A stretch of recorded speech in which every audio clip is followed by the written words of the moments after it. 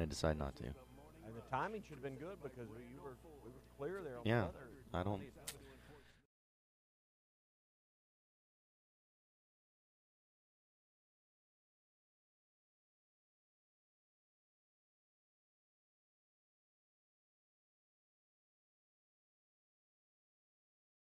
In Hoover, Alabama, day 4 of SEC Media Days. Appreciate everybody listening in this morning. John Neighbors, Tommy Kraft, Ty Richardson, all bringing it to you as always. And thank you, as always, for making us a part of your morning this morning. We got a loaded show for you. Not only are you going to talk about the Arkansas Razorbacks going yesterday at SEC Media Days in the big room, hear from Chad Morris and some of the things that he had to say, but we're also going to be joined by two pretty significant faces in the SEC. 7:30, we're going to be joined by Greg Sankey, the commissioner of the SEC, and then at 8:30, we're going to be joined by Paul Feinbaum, the host of the Feinbaum Show. So should be a great show. Which is a bigger name?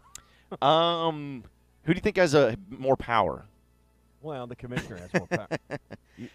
Bigger name though might be Feinbaum. I think the commissioner has more power. I think. You never know, man. Yeah. You never know. If you've heard some of the things that Paul Feinbaum has accomplished on the air, and he's able to get things going. You never know what to expect out of him. But we're going to talk to both of them today, and of course, get to all your reactions and all your thoughts about yesterday from Chad Morris in the Arkansas Razorbacks. So, Tommy, I guess that's really the best place to start. I know yesterday, late in the show, we were joined by Chad Morris here on the Morning Rush, and we're going to replay that interview for all of you who missed it around 7 o'clock this morning as it happened a little later in the show. But we were able to talk with him here on Radio Row. Then we got to hear from him as he made it to the big room up in SEC Media Days. And just your biggest and overall takeaway, your feeling from it all, just how do you feel Chad Morris handled it? I thought he was very well prepared. It seemed the first nearly 12 minutes of his opening statement was very scripted. I don't think he's yet comfortable in this type of environment. When he was on with us and when he's been on our show in the past and other shows I've heard him on, comfortable. You could tell he'd had his Red Bull. It seemed like he was missing his Red Bull or something yesterday. He was drinking water up there on the stage. There was nothing wrong with that, obviously. But for a guy that preaches high energy and hammer down and all the hashtags we know about, I just thought it wasn't that he was nervous, but he was just stiff and uncomfortable. It just appeared uncomfortable to me.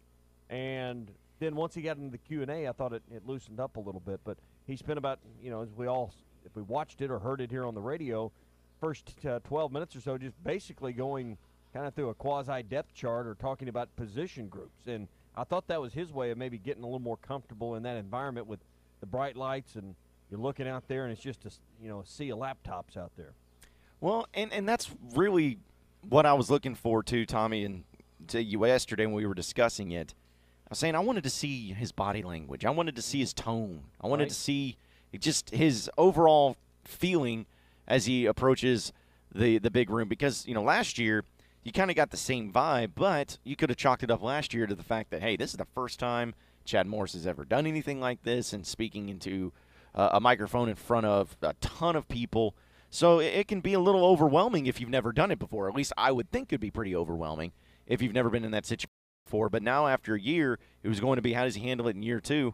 And I'm not trying to say it's a bad thing because, again, when it comes down to it, no one cares how you handle SEC Media Days. It's about what you do on the field that matters. But I felt like this year and last year were pretty much the exact same guy. We saw the exact same guy with the exact same tone, with the exact same message, maybe a little bit of a different variance as far as having to deal with last season going 2-10.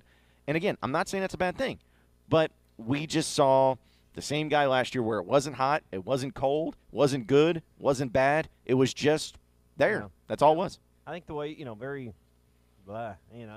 is a kind of a good non-description description because it didn't give me a lot of confidence. Now, you can say what you want about Bielema, but he was able to get up there, no notes, but clearly prepared, unscripted, and eloquently talk about his program. And you didn't mind if he went 12 or 15 or 20 minutes just talking himself because he was just a better public speaker and orator. Now, couldn't win a damn football game. So in the end, does this really matter? Probably not. But I think when you're in a position of 2-10 trying to turn it to 10-2, you got to build some energy and excitement, and the spoken word from the head coach matters. It does, and the way you deliver it matters. It just does. And I've seen him in environments with Razorback clubs and other settings where his energy level and the message was delivered with more confidence and energy than it was yesterday. So I think I'm picking at threads here a little bit because there was nothing wrong with anything he said.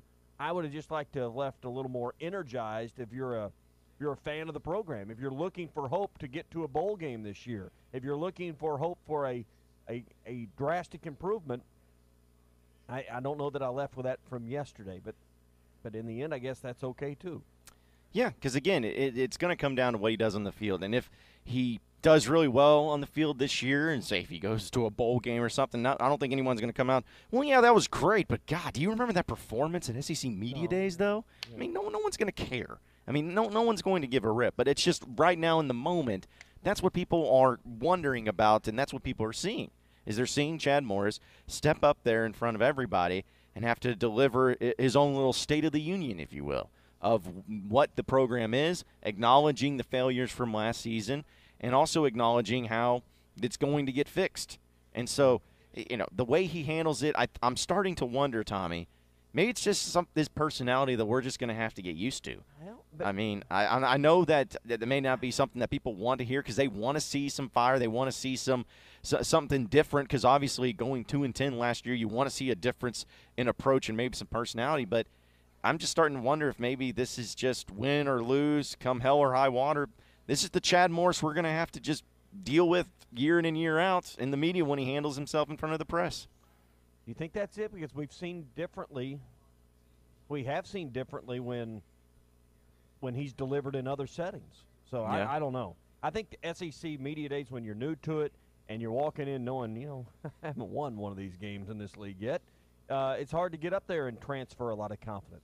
I've got a saying that I use on the other end of the building and the rest of my day when you're talking to salespeople and you're trying to help them deliver their message to clients. Selling is nothing more than the transfer of confidence. Mm-hmm. Selling is the transfer of confidence. I think SEC Media Days, unless you're Nick Saban or unless you're Kirby Smart, you've got some selling to do there. You're trying to sell your program. You're trying to sell yourself. You're trying to sell your players. That's yourself, the house, and the product, all wrapped up into one. You better do it with some confidence. You better do it with some bravado. Now, I'm not saying you need to get up there like Bielema and, tell everybody how you're going to kick their tail, and then not deliver on any of that. So there's a happy medium here, but again, nothing wrong with any words he said. I just don't know that if you're a Razorback football fan watching from afar, 500 miles away in Arkansas, that you said, yeah, we're going from 2-10 to at least 4-8 or 5-7, or this team's going to go 7-5. I don't know that anyone came away and said it's a 7-5 football team. No. And maybe that was his goal. I don't want to overhype what we're doing, but I think you need a little bit of hype when you go 2-10. Yeah. Well, you mentioned the comparison there with Bret Bielema, and to me, I feel like if I'm a Razorback fan, I don't want to hear any more talk about what you're going to do, what you feel like you're going to accomplish, all that. It's a matter of show me. Show me before I even start paying attention to it, because I think Bielema and the way he approached everything burned Razorback fans so much because you kept hearing about – you remember, like, just the simple stuff. For example, remember the defensive line, and he kept talking about this is the most depth we've ever had on a defensive line that I've ever coached, and how great it was and the quality. And the defensive line was, like, so underwhelming. It's like the simple stuff like that where it was just like, dude, you didn't have to say that. You didn't have to come out and say about the defensive line how amazing it is. You can just come out and just be playing Switzerland a little bit and just be really reserved. Like, you got to pick and choose your spots on what you're trying to do. And the Razorback faithful just got burned so much with Bielema's comments like that, where it was always over-promising and under-delivering, that I don't think they care what Chad Morris says or what anybody says until they actually start seeing the results from it. Now, the last 15 minutes of yesterday was basically Q&A, and there were some questions that were good and gave us some insight. There were some about uniforms and grass fields I don't care about. But I thought the recruiting questions and kind of how he's going about it and his staff was informative and what they're trying to accomplish there. I thought the lessons learned from year one and really reaffirming what we already know. And I think the way he handled it, hey, we knew this is a line of scrimmage league. We just didn't have the players or the roster last year to do what we needed to do on either side of the ball line of scrimmage. And he was really left with the roster he had, and there just wasn't enough bodies to go around. We know on offensive line they had 8 at one time to even practice. They only have 2 full rotations. Defensively, and he backed that up with saying, listen, here's how we've recruited these last 2 classes, trying to fix what we know is most important. That's the line of scrimmage. So I thought some of those were real meat and taters yesterday, and that was what we wanted. Some good conversation and explanations about the quarterback. Our man Ty even asked him about naming a starting quarterback. We'll get to that. A non-answer answer. Yeah. But what else was he going to say? Yeah. So, yeah, because I doubt that when he was asked about if he has a date in mind of choosing the starting quarterback, I doubt he's going to come out. We're looking at August 27th. What did he say? Well, we're going to trot somebody out there. Yeah, we're going to trot somebody out. Sooner than later. Yeah, sooner than later was his response. Would be better, I think. Yeah, so, you understand that some of those questions and some of those answers are going to be responded to a certain way. And you'll get some coach speak. You get them from all the coaches and stuff. But it was definitely fascinating to see Chad Morrison, how he handled himself in front of the media. Ask about grad transfers, and then you kind of counter that with a knowledge of what is there between walk-ons, transfers, just looking over the whole roster, the 120-man or whatever it is. There's 51 freshmen on this team, I believe is what he said yesterday. 52. 52? Okay. Yeah. You just start putting your mind around that a little bit. Now those are freshmen and redshirt freshmen, right? Right. So that's not quite half of your total roster, and you only got 16 seniors. I say only. 16 is not a horrible number, but this isn't a team heavy on junior, senior laden experience when it comes to just total roster. And not all 52 of those guys are going to play. Some have played in a few games last year, but it won't take long till people start saying, we're so young. We're so young. Don't start. We're so young. Don't start. Well, I mean, I'm just telling you that's the narrative that'll be coming. Oh, I know. Particularly if you don't play well in the first half, which is the easier half of the schedule. Yep. But on the positive side, too, Tommy, if this team does start performing well, and when I mean well, I mean playing well enough to make it into the postseason, make it to a bowl game, which I think is a lot of people's hopes this year, then it'll also give a lot of hope for the future. It's like, man, if they were able to go 6-6 with this amount of freshmen, young players, the expectation gets risen a little bit this year as another year of development happens. So, it all goes hand in hand when it comes to Chad Morrison and his football program. So we'll see how it plays out. But we'll have some audio for you from yesterday. We're hearing from Chad Morrison. Again, we're going to replay his interview that we had with him on the Morning Rush around 7 o'clock. And, of course, get to all of your phone calls and text messages. 877-377-6963 is that number to call or text in. What did you make of Chad Morris's comments? What was your takeaways, your overall reaction? We'll get to all of that, of course, as well on the other side of the break, and some quick-hitting headlines, whereas we're broadcasting live from SEC Media Days here in Hoover, Alabama on a Recruiting Thursday presented by Razorback Camper Sales. Yeah, celebrating 50 years at Razorback Camper Sales, exit 1 off of the bypass in Hot Springs, all remaining 2018s. And when I say all, I'm overstating that. There's like 2. All right, so get by and see Wes and the crew. The 1 or 2 or 3, whatever's left this week, got to go. So go make your best deal. Rock bottom prices on those. And check out the 2019s. Right now, 17-foot Salem bunkhouse with outside kitchen, power awnings. It's only $14,976 or $153 a month. Great way to get started right there.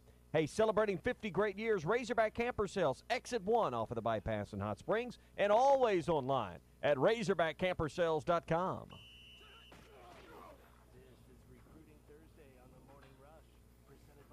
Hey, Tommy.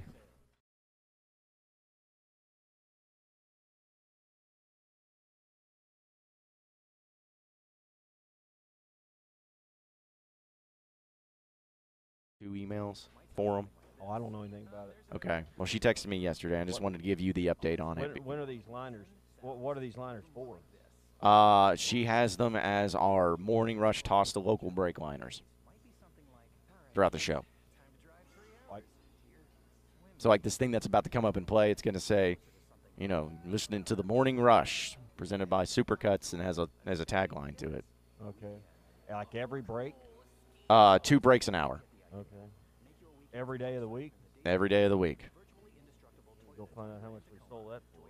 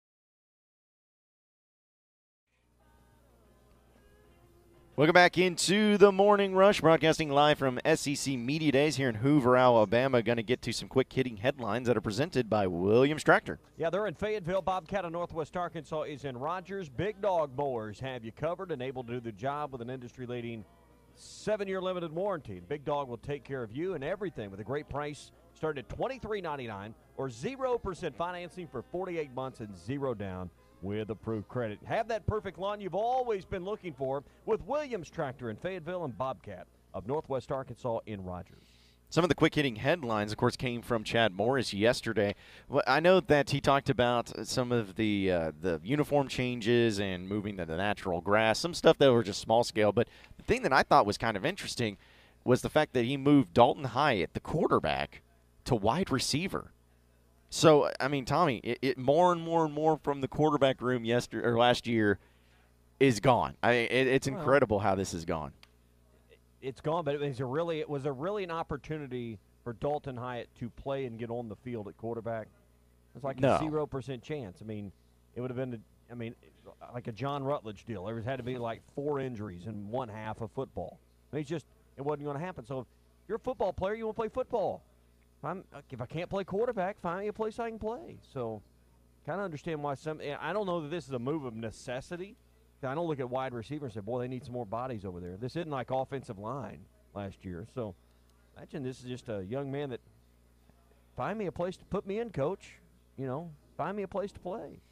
Yeah, I mean, I don't blame him. And any time that a guy like Dalton Hyatt in that situation is asked to move, or whether or not he was wanting to come in and say, hey, coach, I just want to play, like you were saying, yeah, I don't have a problem with that, of trying to switch it up at all. But I guess my biggest thing was that I just didn't know that he was that type of player that was capable to play the position of wide receiver. We saw at one point A.J. Derby go from quarterback to tight end. Worked out really well for him, but that was also going to a tight end position. Wide receiver is quite different as well. So I don't know. I was always wondering if maybe this was just more of a depth thing, or is he can he legitimately contend for a wide receiver spot? I don't really know, but the fact that they've moved him on, and it's kind of just showing, of course, that they feel good about the quarterbacks that they have now and the quarterback depth that they have now. But it's just amazing. Last year, Cole Kelly, Ty Story, Connor Noland, Dalton Hyatt, all 4 of them no longer in that quarterback room. Well, crazy. And then,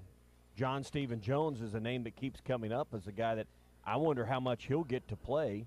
And you really think Ben Hicks and Starkel are 1-2, even though it's, is Starkel even technically on the depth chart? But that's all anyone wants to talk about is, will he win the starting job, and if so, at what point? Chad Morris, spoke the words John Stephen Jones a couple times yesterday. So he's clearly like third right now probably. So it'd be an interesting fall to see how they divide up snaps in practice, particularly those first couple of practices that maybe you get to see a little bit and see some of the drills. Yeah, another little statement made by Chad Morris yesterday was about the uniforms. I just thought that this was kind of cool because people were wondering, is it an alternate uniform? Is it just going to be a one-game thing? He was all about it, and he says that if it's up to him, they're going to wear those uniforms as much as possible, but they got to do it on a 2-year basis when it comes to Nike and the uniforms that are being set up. So looks like that they will be trying to wear them as much as possible next year, and it might make a move to being more permanent and even having the white alternate jerseys becoming permanent the next season. So all of you that love those McFadden-Harris uniforms, get used to them because they're probably sticking around for just a little bit longer. More of the Morning Rush live from SEC Media Days in Hoover, Alabama, coming up next.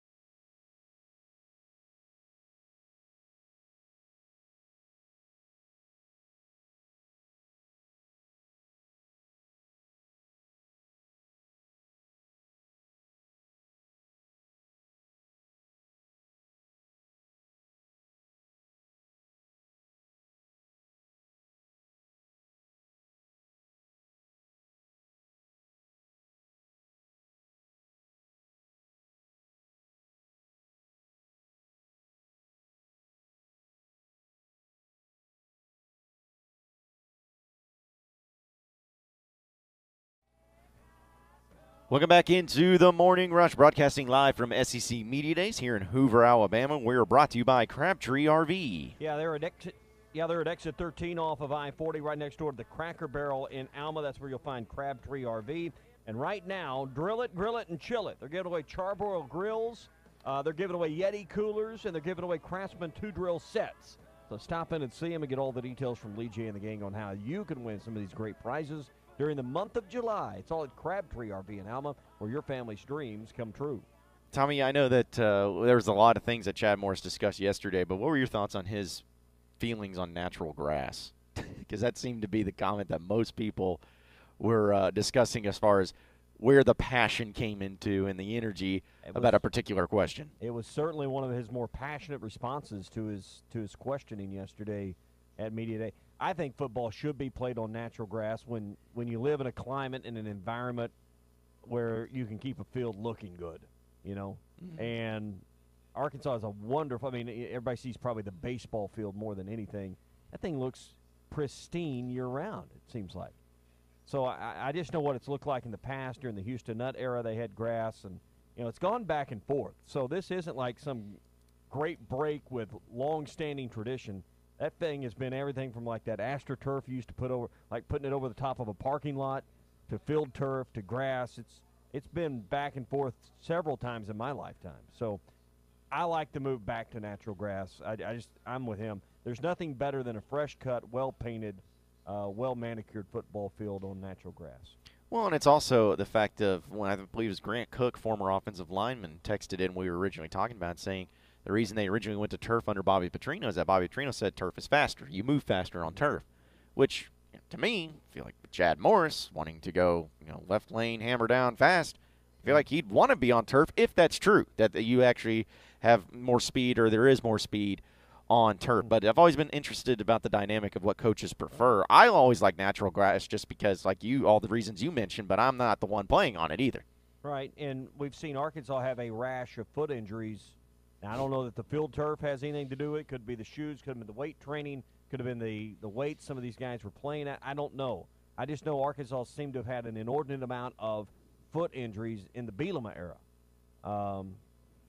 Maybe this return. Now, the one thing about having synthetic turf in your stadium versus natural grass is I would think your availability to practice inside your stadium is going to be a little more limited on actual grass because you want it to look perfect for game days. Right. So how much can you get on that baby, particularly on a game week, the last 2 or 3 days of a week, and, their practice schedules as you get into the week, really past Wednesday, they're not doing a whole lot of hard-hitting practice anyway, and you got a grass practice field as well. But actual practice inside the stadium, obviously it's going to get limited to some degree when you have natural turf versus the field turf they've had.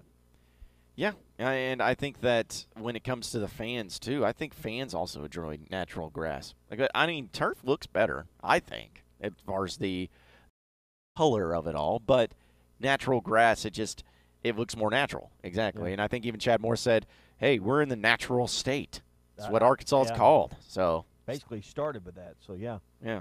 Yeah, I think you're going to see coaches. This is really going to be at the design or the pleasure of the head coach to some degree. Now, I think if Chad Morris was only here a few years, the next coach isn't going to be able to come in and have them spend $1 million or whatever it would take to put field turf back in there right away. But depends on who you hire, I guess. But, I think every head coach is going to have his preference on this thing and probably should get what he wants. Yeah, and if I'm the coach, I don't care how much it costs. If it helps my team, I'm going to make it happen best way I can.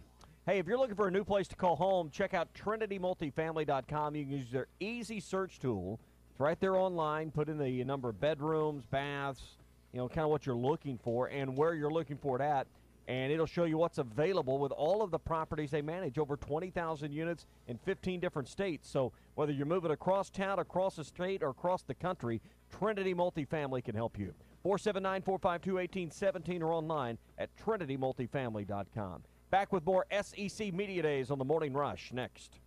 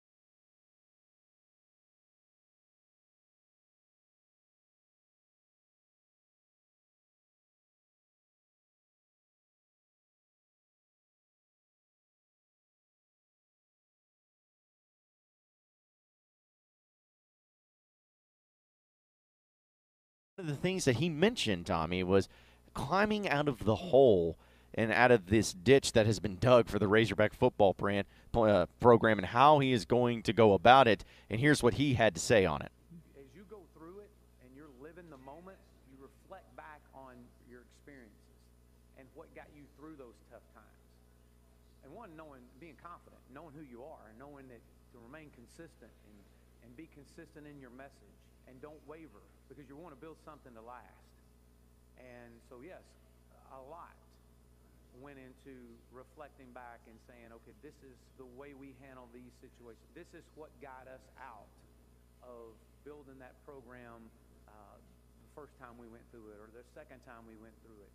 And so those reflecting on past experiences, there's no question. And as I've shared, I've been in this spot before, and I'm confident that I understand what it looks like getting out of it because I've done it. Of course, I was referring to him when he was at SMU and how his first year they only won one game, and they climbed out of the hole in the next 3 years that he was there, went to 5 wins and then to 7 wins. So it's not that Chad Morris is not used to climbing out of a ditch, trying to get a program back on track. However, it's a little different when you're going up against SEC competition, not only in the recruiting side of things, but also in the competition itself on the field. Yeah, and you recruit your way out of it. You know, there was several questions about recruiting in the process, and it's really this whole thing boils down to, guys, can he stack 3 recruiting classes together? If he can, if the 2020 and 2021 class, because I don't really even count that first one, but if you can get 19, 20, and 21, forget about 18. If you can stack those 3 in a row together, you got a chance to rebuild this program back to 8 or 9 wins. Now, I'm going to need to see more to say, yeah, this is going to be a 10 or 11 or 12-win program. Some other things are going to have to change. But I think fans right now would be satisfied to know this is the head coach that can get you to 8 or 9. But I think it's going to take 3 recruiting classes in a row to set that up 4 to 5 years into his tenure at Arkansas. That may not be what people want to hear. They may not have that level of patience. But I think Chad Morris can show you, as he's talking about, we did it at SMU, a steady climb. It may not be immediate. It may not be straight up, but we're going to recruit our way out of this, and you just got to be consistent with it. Does the fact that he did that at SMU give you more hope that he can do it at Arkansas? Because I know it's a smaller program. I know it's a different conference, but the fact that he at least has that track record of getting it to where they got better and better and better each of his 3 seasons there, does that inspire hope in you that he can get it done at Arkansas as well? Not really. I mean, because SMU and the American Athletic Conference is just not, it's not in the same league. I mean, it's just not even the same universe as the SEC West. I mean, right now the SEC East is not in the same league, it seems like at times, with the difficulty of the week-in, week-out schedule of the West. But you look at the recruiting. Forget about the play and the difficulty of the games. Let's start back at the seed that goes into the ground with the program. In recruiting, like the seed that you got to water to eventually get the crops, which is the wins. I mean, the seed is recruiting.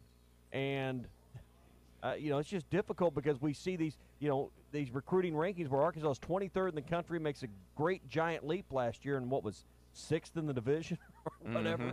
And only behind, Ole Miss, am I remembering that right, who'd been struggling with NCAA problems. I mean, 23rd in the country, but you're 12th in the league. And that's just the difficulty of what you're facing here. Right. But, again, I go back to the thing to where – because I got in a discussion, I believe, with Matt Moscona yesterday when I went on his show down on ESPN 104.5 Baton Rouge. He asked me about recruiting, and then he brought up the fact, he's like, well, if you look at it, though, in the SEC rankings, it's actually not that great just because the SEC, by and large, is really good at recruiting. But how I look at it, too, Tommy, and I mentioned it yesterday and I mentioned it again, to me the difference between having the 12th recruiting class in the nation or the 20th recruiting class in the nation is not that different. It's not that big of a deal. Now, the difference between having number 3 and number 22, yeah, there is a vast difference there. But when you come down to just the small little differences there in the recruiting rankings, to me there's not all that big a difference. And what comes into play is not only the coaching ability of Chad Morris and being able to actually get the guys on campus and develop them, but also putting guys in positions to be successful. And if you're better at that aspect, than the other coaches that you're going up against that may have a couple of places higher than you on the recruiting spectrum, then that's what's going to make you a better football program. Once you get the players on campus, then that's when the coaching comes into play for me. I hear what you're saying, but you know who says things like that? Programs that are 23rd and not 12th. That's who says things like that. You know? Yeah, but I mean, Tommy. There is a difference between 23rd and 12th, or you'd be 12th. Well, Tommy, you know? but Tommy, like Bobby Petrino was not a great recruiter. We all know that, and he was able to beat those teams that had better recruiting classes than him each year. Why? Because he got here at the right time, where he had Joe Adams, Tyler Wilson, an available Ryan Mallett to transfer in. But the rankings didn't show it though, because even though those guys were great players, though the recruiting rankings didn't show it. Well, let's also be sometimes these rankings are not exactly accurate. I think when you go back and evaluate them 4 years later. But my point is, we all know that Petrino got the great benefit, and that no one's doubting his ability to coach football, and particularly the offensive side.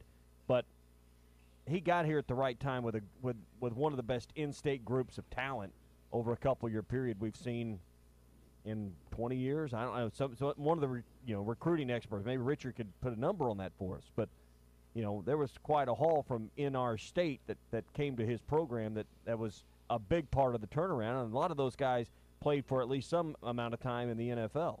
Well, of course. I mean, having those guys come in. Bielema didn't get that. Chad Morris hadn't got that yet. That's my point. No, and I completely agree with you. But that's kind of my point too, is that what separated Petrino though from when those recruiting classes came in and having those players on the field, what separated him and getting those victories over those other coaches and those other programs that had quote unquote better recruiting classes in the rankings.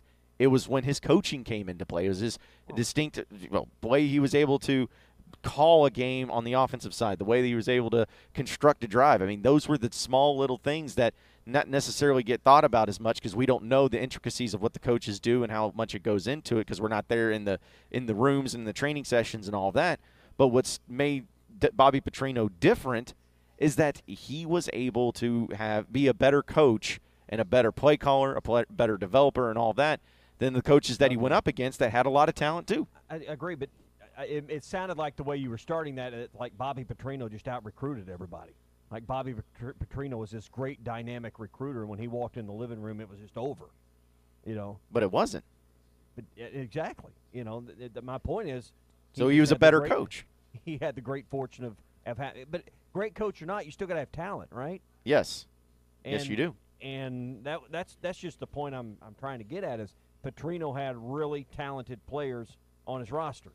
And yes, you can go recruit some of those, but you also got to have some available recruits in your state to go get, because it's still always going to boil back to, at Arkansas, in-state, having half your class come from this state always seems to work out that way. And how good is that half from your state going to be? Well, the half that he got that year or two was pretty darn good. Right. And it's been better than what anybody else has gotten since him. Yeah, and again, I think we're agreeing here, just kind of going in a roundabout way of doing it. I think we're both on the same page here. It's just a matter of when you get those players, because a lot of times, let's be honest too, Tommy, even if you want to go before Bobby Petrino, would Houston Nutt towards the end of his tenure at Arkansas have been the coach he was or had the record he was if it wasn't for Darren McFadden? No. Coming out of Arkansas, no. And same thing with Matt Jones. Do you think he would have been able to do the things that he was able to do and win those games in the mid-2000s without Matt Jones? He saved Houston Nutt's job. Yeah. Because those types of players, those once-in-a-generation athletes, make all the difference for a program like Arkansas. Very, very few and far between do you have times where it's just a makeup of great players because they're just great players that you were able to go out and recruit outside the state of Arkansas. But Arkansas is once-in-a-generation athletes that played within 4 years of each other. Yeah, but see but that's the key. As silly as it sounds, though. I know. I mean, that's the key. But I don't know when the next class or the next great individual is going to come out of the state of Arkansas, because it happens. It happens every so often. I don't know exactly where it's going to be or how many years it's going to take, or even if that great player ends up wanting to go to Arkansas at all. But, man, it's amazing, though, how if you're Arkansas, you have to have those types of players. Yeah. It sucks that you have to approach it that way, but it's the reality that you live in right now. I'm just saying give Brett Bielema or give Chad Morris a Jarius Wright, Joe Adams, Tyler Wilson, Jake Beckett type class. Unless you think those guys would have won more games with those players? Of course. Yeah. But what's funny, Tommy, is those great players in that recruiting class was still only ranked in the 20s. I mean, according to the recruiting experts, that's where they had it ranked. So sometimes it's a matter of when you get them on campus and, again, the developer of talent that you have and putting guys in positions to be successful. And let's also be honest, too. A lot of kids in the state of Arkansas don't get as much attention or as much pub or looked at the same way because they play in Arkansas. So a lot of times you just get those diamond in the rough players. But either way, we all can agree that with Chad Morris and the success of this program, he has to get players. He did a good job in it last year. Still want to continue to build on those classes for the next 2 or 3 years and have it all come together at once. But he's on the right track. He's just got to get him there and actually start taking those next steps into making this program successful once again. We're going to continue to discuss all of the things going on with SEC Media Days.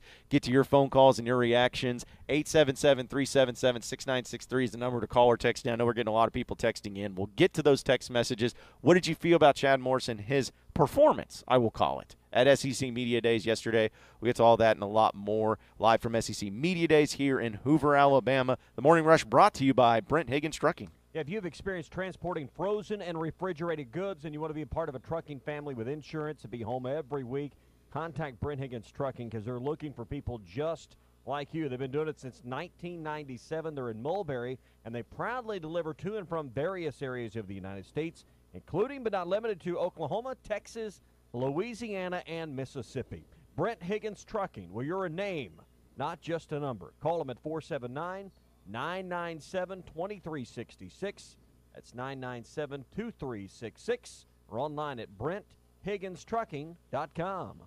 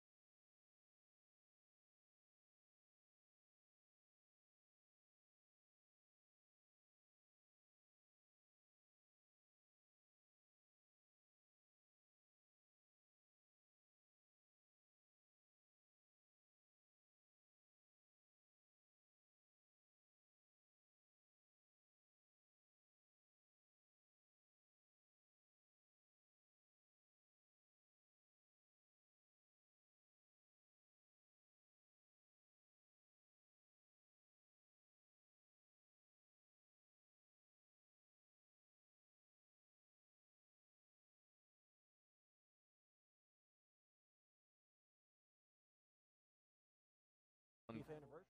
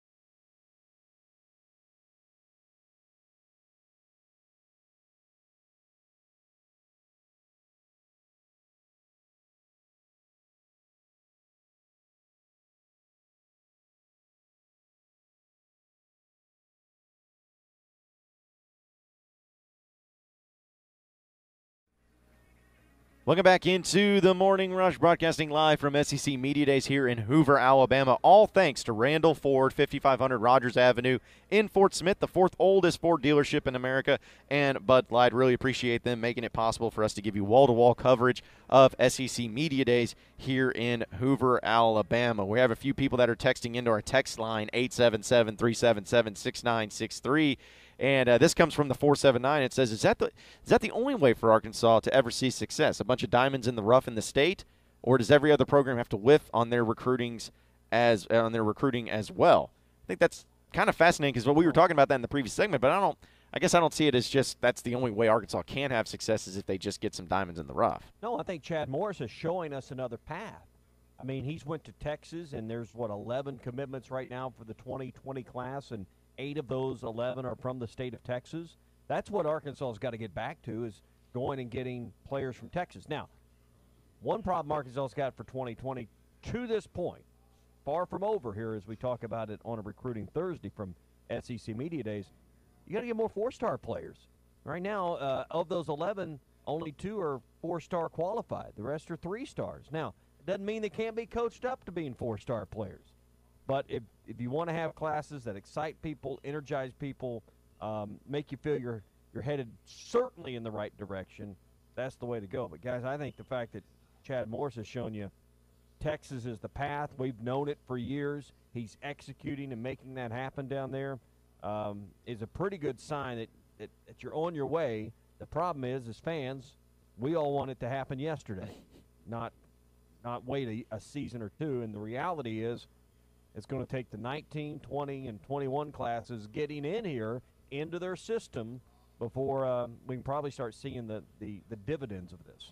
Yeah, because it always makes me wonder, would Chad Morris be under as much pressure or have as many fans getting so frustrated and so, in some cases, apathetic about the program if the end of the Brett Bielema era didn't end so horribly? Like, say if he just went 5-7, 6-6, barely made a bowl game.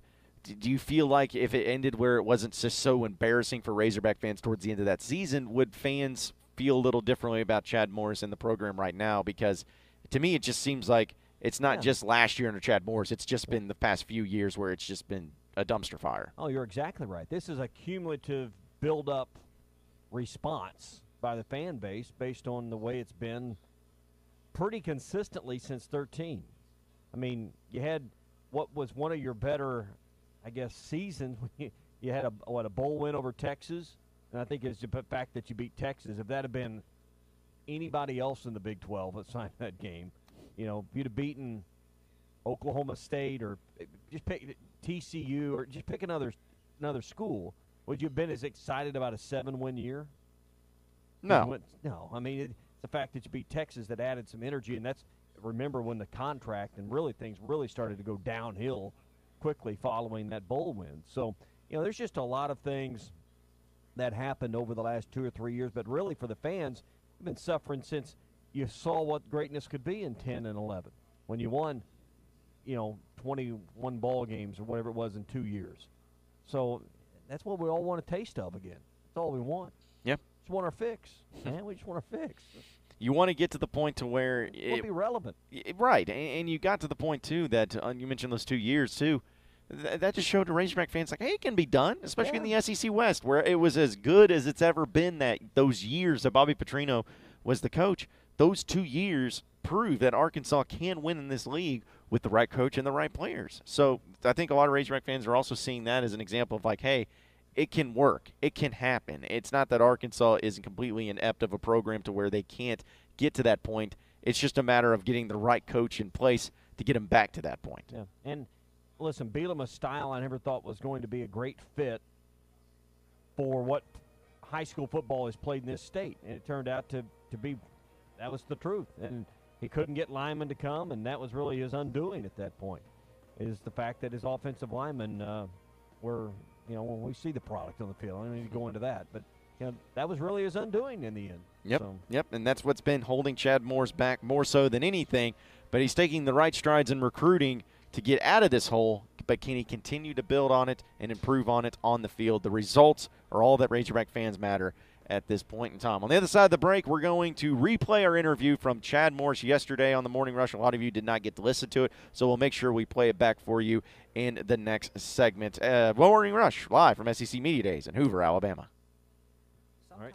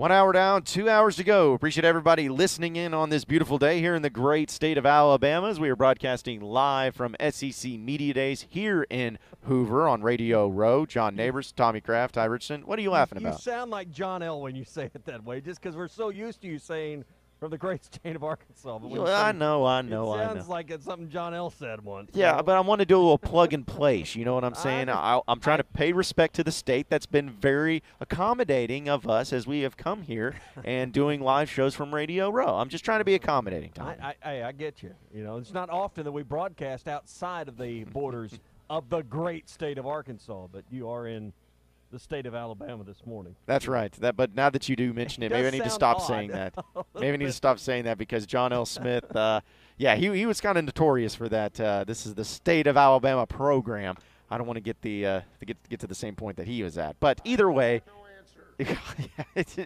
It is great to be here at Hoover for SEC Media Days. It's day 4, so the final day of SEC Media Days, and we'll be back in studio tomorrow morning to recap everything that's been going on here in Hoover, Alabama. And we're going to continue to discuss those things as well as get into the Chad Morris interview yesterday on the Morning Rush on this Recruiting Thursday presented by Razorback Camper Sales. Yeah, celebrating 50 years at Razorback Camper Sales and its summer camping season. All remaining 2018 travel trailers, fifth wheels, and pop-ups are at the absolute lowest rock bottom prices. So the 2 or 3 that are left, go by and make a great deal on that. The 2019's already marked down.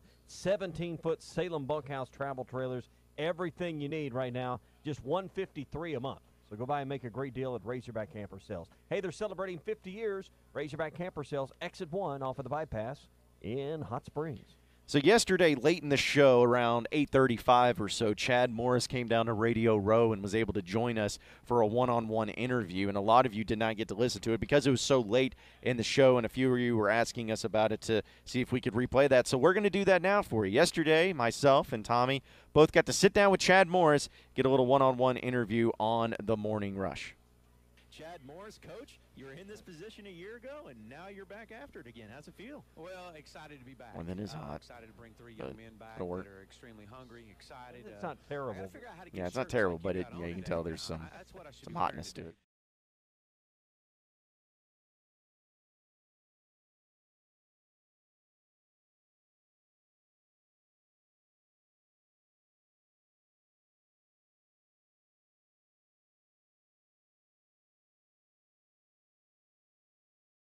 And the team last year and the roles that they played. Just why choose those 3 players first? And what have they meant to your team, not only last season, but heading in the spring and then the summer, heading into the fall? What have they meant to you? Well, you always look at the leaders of your team. And when you look at Sosa and you look at Scoop, those 2 young men are leaders of this football team. And for us to be successful this year, these 2 guys have got to command the leadership of that locker room and of that football team. And so that's one of the reasons why, outside of their great football players, and we know that, Sosa had one of the best years he's had last year. Mm-hmm. And then to be able to come back, make the commitment to moving inside 100%, change his body, focus on graduating. It was a 4.0 student last semester. A young man that's got his priorities in order. And so that just shows you the hunger level that he has. And then you look at Sosa. And Sosa being a guy that led the SEC in tackles and just the leadership he commands. He's not very vocal, but that's okay. Not all leaders have to be vocal. But and then offensively to bring Devwah Whaley, a young man that's kind of been injury bitten during his career here, but when he is healthy, he's definitely a factor. So again, a young man that represents who we are and what we're about. Coach, you mentioned all 3 of those players, all 3 seniors, and looks like just looking at the proposed depth chart or what's likely, you're going to have about 10 seniors roughly starting for you this year. It's also going to be important to develop some of these young guys for down the road when you're really looking to make that turn here with the program. How has the 4-game redshirt rule and blending those guys in going to affect the way you manage some of these players and their playing time this year? Well, right now on our roster, we have 52 freshmen, redshirt freshmen, and walk-on freshmen. Wow. And then another 28, I believe, that are sophomores. So this is a very young football team. But we also understand we got 16 seniors that we have this year, and these 16 guys have been through a lot in this program. And, their leadership and what they want to leave their legacy this season and for this program for years to come will be determined this year. And so I think that they're a group that I want them to be able to pass on the torch of what Razorback football is supposed to be about, being competitive each and every week and being a consistent winner each and every week. Coach, I want to ask you, obviously, when you were in this position last year, your first SEC Media Days, you got to see what it was all about. And now that you've gone through a year in this league, I know it's cliche to ask what have you learned, but just what are some of the things that has really stood out to you as a head football coach, getting into the SEC, going through a year of the whole process? What's been some of the biggest things you've learned? Well, we've learned a lot in year one. One is you understand that each play And each team definitely has a life of its own, and so as this season will as well. This team will have their own life, and so you learn to take things day to day. You learn that this is a line of scrimmage league, and you better have depth in the O-line and the D-line. That's been a big one. You better have a consistent guy at the quarterback position that commands a great respect for the entire football team. So there's a lot of things that we're learning this year, and by me, by our staff, by our players. And our players probably would be the first to tell you, understand exactly what's expected of them from a cultural standpoint. From the outside looking in, everybody has an opinion about play calling, and you talked some about that last year. What conversations maybe you could share with us, or what's the style going to be, or how's the play calling going to go? Just to put it simply, how's play calling going to be handled this year with you and your staff? Yeah, well, our philosophy offensively doesn't change. We want to be a hurry-up, no-huddle football team, and I think that we've done a great job since the end of the season in continuing to develop our roster and going out and recruiting at a high level, and also being able to attract some quality transfers that'll help us become better in that area in year two. From a play calling standpoint, I'm heavily involved with Coach Craddock, and will be more involved this year than I've ever been with him, but he is our offensive coordinator, but he and I work extremely good together. Coach, I have to ask you about this because I saw the pictures. Sosa Agim has a doll. Yes. It's a Chucky doll, I believe. Can you give us the story behind that and what it means? Yeah, I won't take all of what he wants to share, but okay. It's from his cousin that was killed about a year ago. Oh, wow. And so it has a significant meaning to him, and he travels with it everywhere he goes. Okay. Well, that's a great story because I saw that and I was curious about that. I'm sure there was sad to be some sort of storyline to it all. But obviously another question I want to get into with you is with this upcoming football season, obviously the pressures of the SEC, a lot of people expect, they want to win now. And I know you've made a lot of changes on your roster. You've brought in some other guys along. But the one I want to talk to you about is the quarterback situation because you have Ben Hicks who went through spring. You have the addition of Nick Starkel. How's the quarterback situation going to be handled in fall camp? Is it open competition, just going at it, seeing are you leaning towards one way? How are you going to go about that in fall? Let's go back. At the end of last year, we knew, one, that we needed to be in the quarterback market heavily. Wasn't because we didn't like the guys that were on our roster. It was the fact that we had to improve our overall roster, and that started with that position, and create more competition. We lost two to the transfer portal. We had an idea that if Connor had a really good year, that this could happen. So we really needed to be active. Ben Hicks, which has played in this offense, has been in this exact spot of 2-10 before, and knows how to get out of it. Was a young man that we were very active with. Once he wanted to come to Arkansas, we thought that would be a great addition to us and our team. It really benefited our quarterback room. It allowed John Stephen Jones to really continue his development. Had a great spring, got a lot of reps. But then to bring Nick Starkel in June has really elevated that entire position. And he's played in this league. He's won in this league there for a while. People thought he was going to be the starter. Yeah. And so, as we go into fall camp, it'll be really good about how the competition goes. It is, it is an open battle, and will be through camp. Coming out of spring, Ben was our guy. But we felt that, because of just the comfort level of the offense and the development. So, but that's if we started tonight. But, this is going to be a great battle going into camp. I know you're excited about it, and I know we're excited about it, Coach. Really appreciate you joining us. Chad Morris, head coach of the Arkansas Razorback football team. Enjoy the rest of SEC Media Days. Don't let them handle you too much up there. All right, Coach? It'll be good. Appreciate you. Thank you. Go Hogs. There you go. Coach Chad Morris. That was Chad Morris speaking yesterday on the Morning Rush. And, Tommy, that the final comment that he had about the quarterbacks, I think, was also very fascinating, too, that we may want to dive into also in the next segment. And speaking about how the addition of Nick Starkel, like Ben Hicks was their guy, he was their guy in the spring. They know why they brought him in. but bringing in Nick Starkel has elevated the competition and elevated that quarterback room so much because, let's be honest, Tommy, he's going to be the only quarterback in that room that has any playing experience in the SEC, and he's got some actually really good playing experience in the SEC. All right, we'll talk about it next year on the Morning Rush. If you need to sell heavy equipment and other assets, Ritchie Brothers and Iron Planet offers unprecedented choices of ways to sell when, where, and how you want. They've been in business for 60 years with operations worldwide. Ritchie Brothers, along with Iron Planet, has the experience, the solutions, and the global reach to maximize your return. Unreserved on-site auctions, weekly online auctions, and reserved online marketplaces. Just a few of the ways they can sell your products for the absolute most. Whatever your equipment selling needs are, call David Lee, 479-322-2052. Or, John, it's online at ritchiebros.com. 877-377-6963 is the number to call or text in. We're going to continue giving you coverage of SEC Media Days live here from Radio Row on the other side of the break. Stay with us, folks. More of the Morning Rush coming up.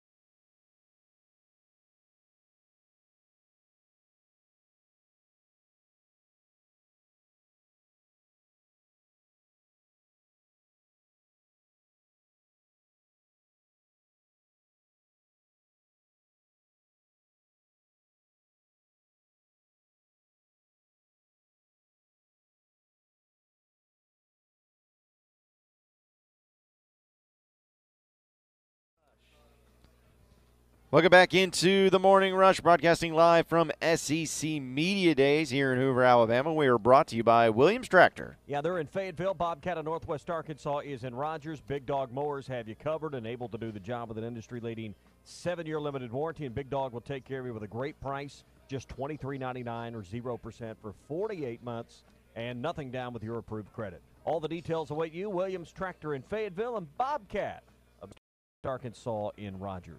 Kish, just joining us in the previous segment, we replayed our interview with Chad Morris that we had here on the Morning Rush. And one of the comments I really wanted to dive into, Tommy, was about the quarterback room and how with the addition of Ben Hicks, and Chad Morris went to the reasons of bringing him on, and I think they're pretty obvious reasons. The familiarity that he has with the offense, the fact that he played for Chad Morris for 3 years over at SMU. It all made sense to try to help and continue to transition the offense and get all the players across the board on board and on the same page. Mm-hmm. But when he mentioned the addition of Nick Starkel, that has really elevated the quarterback room because, as I mentioned, he's the only quarterback in that room that has any SEC experience whatsoever. But the positive for Arkansas is the SEC experience that he does have is really positive SEC experience when he was at Texas A&M. Yeah, I mean, there's a reason you brought Starkel in. That's because you don't have 1,000% confidence in Ben Hicks, and you know this is a violent game where injuries happen, and Starkel gives you that additional year. There's a lot of reasons why. Listening to halftime yesterday with Ty and Phil, they had Gabe Bach on from TexAgs.com, and he made a point I don't think I've heard a lot of people make, but he's, with Starkel, if he wins that job, and then you got Rakeem Boyd, you basically had what was the future of Texas A&M's backfield that's going to be at the University of Arkansas. You know, and that's a kind of an interesting thing. It didn't work out for those guys. Grades and was one reason why with Boyd, and Starkel just couldn't get the job there. But the recruited backfield of Texas A&M is what you're going to have in Fayetteville if that pairing works out.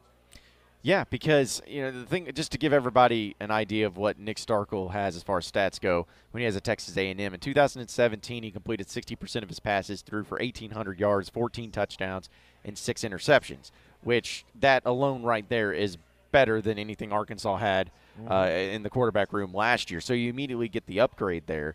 And also going off of what Starkel's going to be able to add as well, and this is why I'm struggling to believe that Nick Starkel will not be the quarterback at some point in time this season, Tommy, because you mentioned Ben Hicks and bringing him in. And the fact that Chad Morris brought in Nick Starkel, too, means that they don't have 100% confidence that Ben Hicks is going to come in and be the best starting quarterback that you could have in this position in the SEC at Arkansas. So I just feel like with both of these guys coming in, Ben Hicks will serve a role, and he may even start a game or two. But I think when it comes down to it, and as the season goes on or progresses, I think Nick Starkel is going to take over in that position and become the starting quarterback, maybe by Game 5, and wouldn't that be great if his first game as a starter? Rakeem Boyd and Nick Starkel. That could be your quarterback and your running back combo at some point this year potentially. That's kind of exciting to me. Yeah, and it'd be really exciting if they end up having really good success against Texas A&M, and maybe, just maybe, you find a way to finally win that game. More of the Morning Rush live from Media Days in Hoover, Alabama on the other side.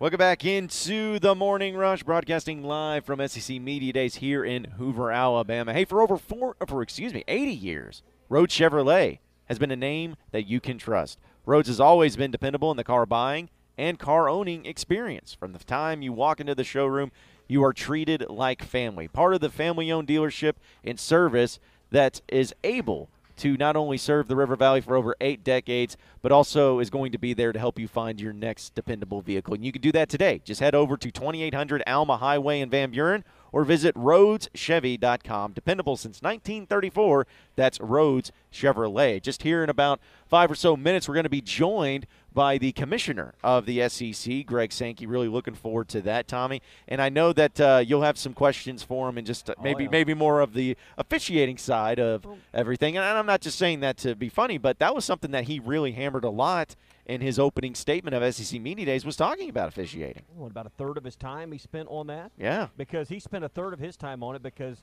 in the fall, fans will spend half their time complaining about officiating. So, I think it's interesting. I want to kind of quiz him a little bit on some of the reasons why he's made this so public. I think it's a great effort by him and Steve Shaw to bring more transparency. There was a great presentation about the new rule changes yesterday. I watched about a 20-minute video with Steve Shaw there that he visited with the assembled media there in the main room. I think he's going to have another presentation at 8:30 this morning with kind of some of the you make the call stuff with the guys in the room. And I think it's more about trying to educate the media who make statements about officiating situations, plays, and rules.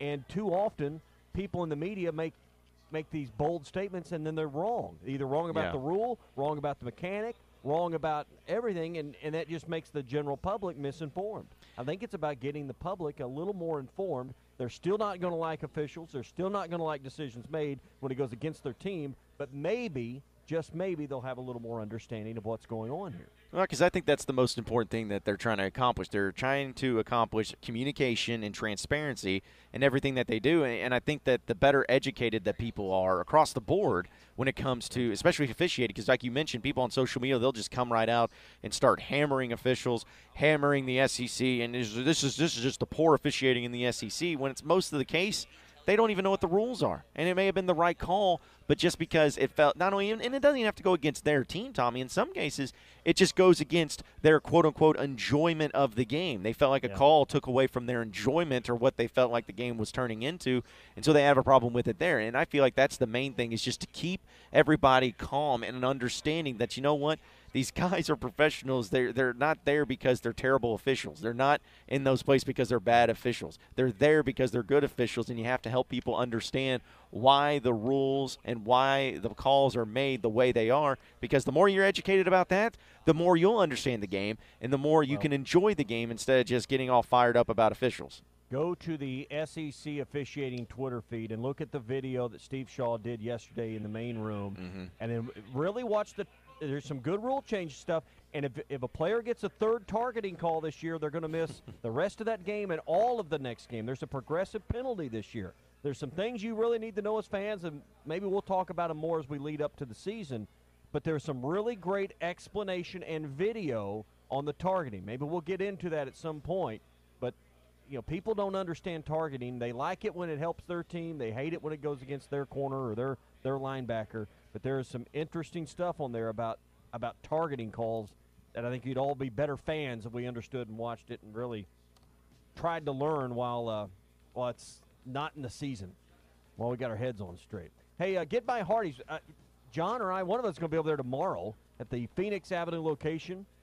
I guess we'll flip a coin in the morning. Another qualifier for the football trip of a lifetime. You can come by, and if you need a big burger in under 90 seconds, you can qualify and win a spot. We only got like 15 of these spots. We've given a few of these away already. People have earned them. So your chance to earn another spot in the football trip of a lifetime thick burger eating contest tomorrow. Noon to 2 tomorrow. That's at Phoenix Avenue in Fort Smith, 1820 Phoenix Avenue in Fort Smith. The commissioner of the SEC, Greg Sankey, joins us in 2 minutes. Stay with us, folks.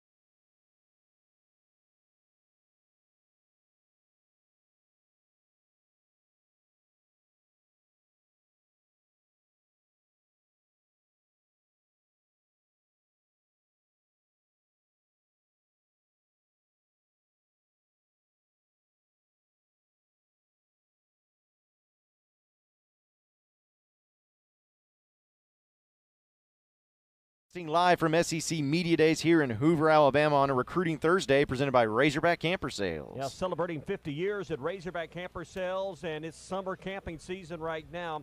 Check out the 2019 17-foot Salem bunkhouse with outside kitchen, power awnings. It's only $14,976 or just $153 a month. Razorback Camper Sales, exit 1 off of the bypass in Hot Springs, and always online at razorbackcampersales.com.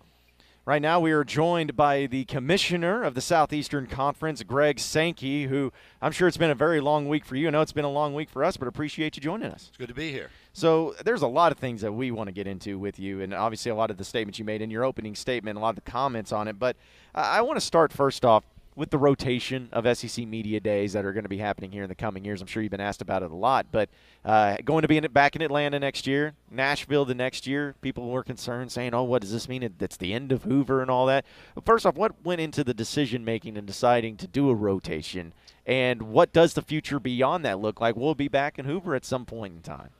We have a big conference. A lot of people want to be a part of it, and a little bit of movement. You know, the experiment with Atlanta last year was a success. The addition of a day for a fan event was a good step forward for us. The ability to use the College Football Hall of Fame, and then to bookend our season because our championship game is played in Mercedes-Benz Stadium all made a lot of sense and good experience. I think we learned a lot. So we can take that back to Atlanta. And then Nashville's a place that's becoming more and more familiar to us as a conference with our men's basketball tournament. Real high-quality bowl game there, 2 institutions in the state, really accessible city. And it's still in the geographic center, relatively speaking, much like the Birmingham area are. And I can see to 21, but not beyond. And so I think one of our network personalities said, well, we're done. They're done in Hoover. So I'm glad other people know that. I would think I would be aware if that were the case. And, you know, this has been a helpful location, I think, for a lot of people. We're sensitive to the local affiliates, local radio, local TV, local writers that help make this special. And we've got, you know, network folks upstairs too. But we're going to try to keep it an accessible event, and then also be creative in how we might engage fans during a time when there's nothing else SEC going on.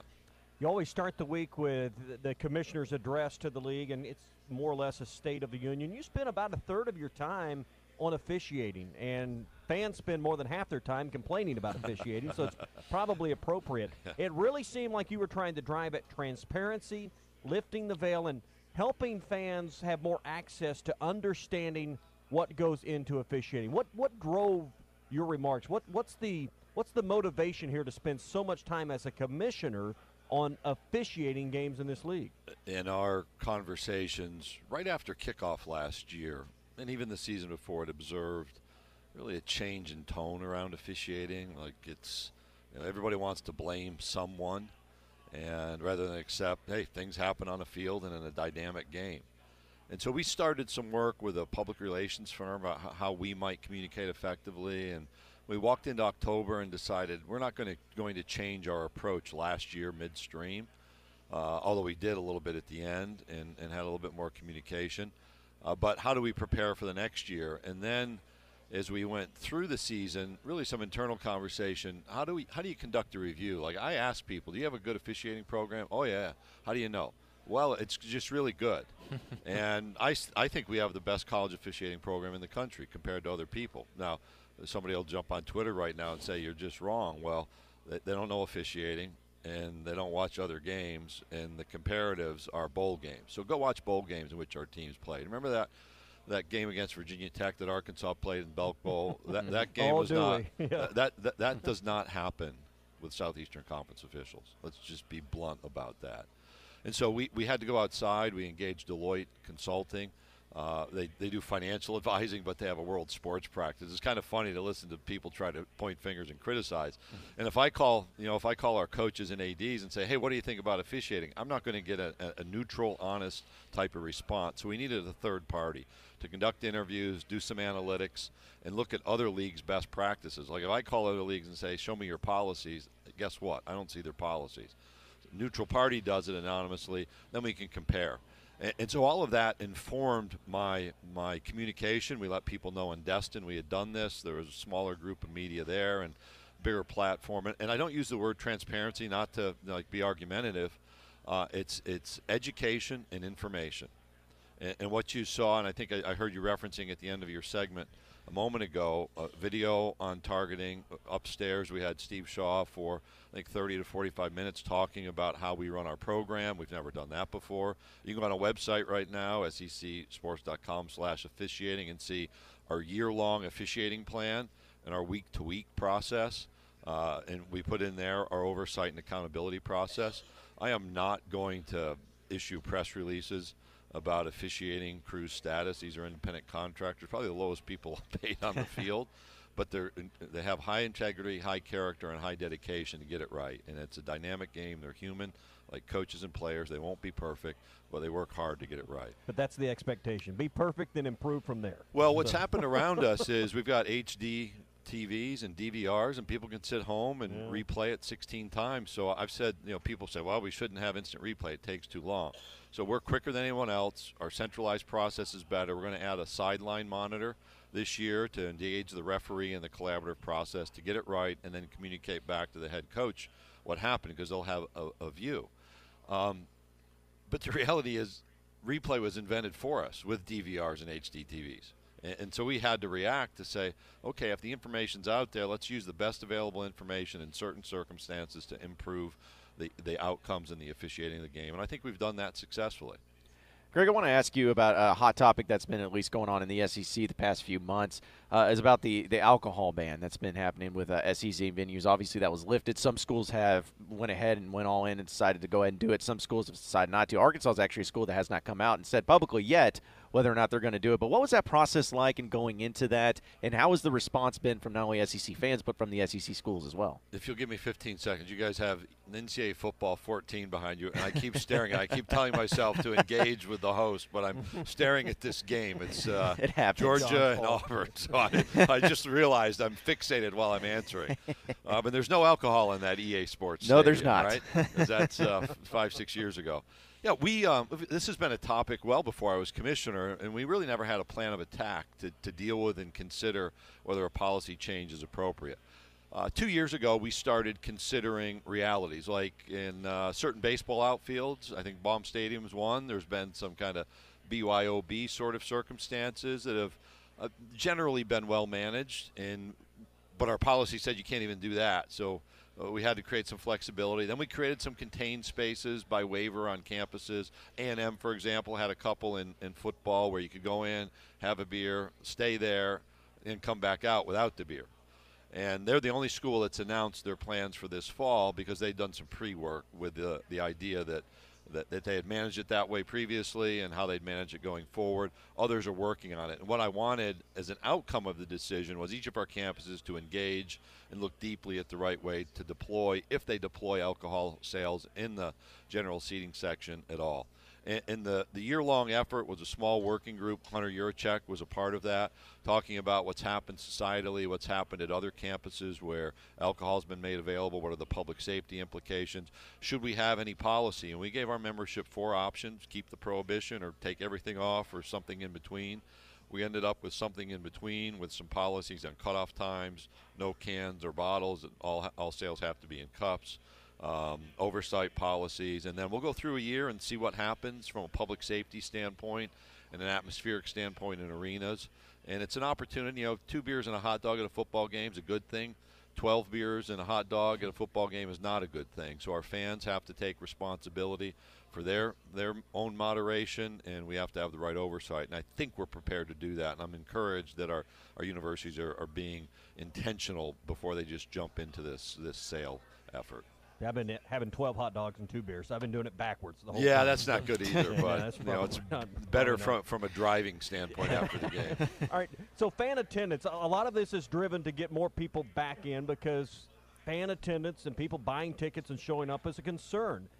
You and your office do a lot of research, do a lot of fan studies, do a lot of surveys to find out, why the numbers are shifting. So what can you tell us? What is the concern from the university level and from your level as commissioner about the future of fans showing up when the TV product is great People got these homes with these outside kitchens and great outdoor living spaces. Right. It's a challenge now to get people to come and pay a lot of money to see the games in person. Yeah, that outside space. I was driving around a neighborhood here. This is 5 or 6 years ago, and it was during the LSU-Alabama game when there's people gathered around this huge TV outdoors in the backyard with a grill and everything. So the dynamics have changed.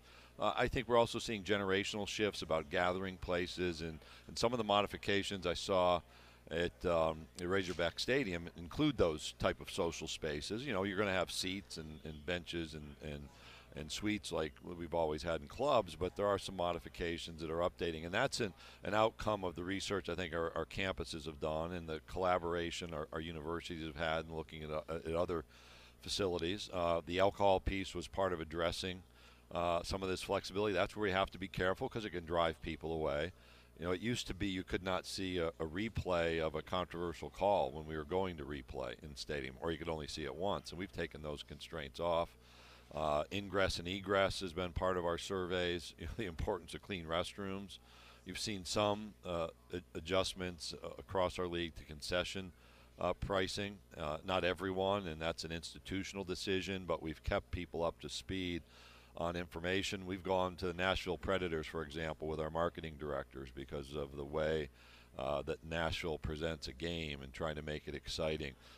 We've even been, with our officiating and TV partners, focused on let's keep the game moving along. So you saw the creation by the SEC of a TV timeout clock, which organizational psychologists say is genius because people just need to know how much time. And on the other hand, we now control the TV timeout, so we don't have a lot of spillage over time, which saves us a little bit in the net game time. And so those are healthy adjustments, but we have to keep, you know, providing, you know, viable options for entertainment dollars. These are discretionary dollars. I think some of the scheduling adjustments you've seen, I think Texas is on the schedule in the future for Arkansas, the Notre Dame game, and the home and homes to bring people in. We've also encouraged our ADs to begin looking, particularly as it relates to the college football playoff eligibility, at 10 quality games. You know, that's a bit of a pressure point.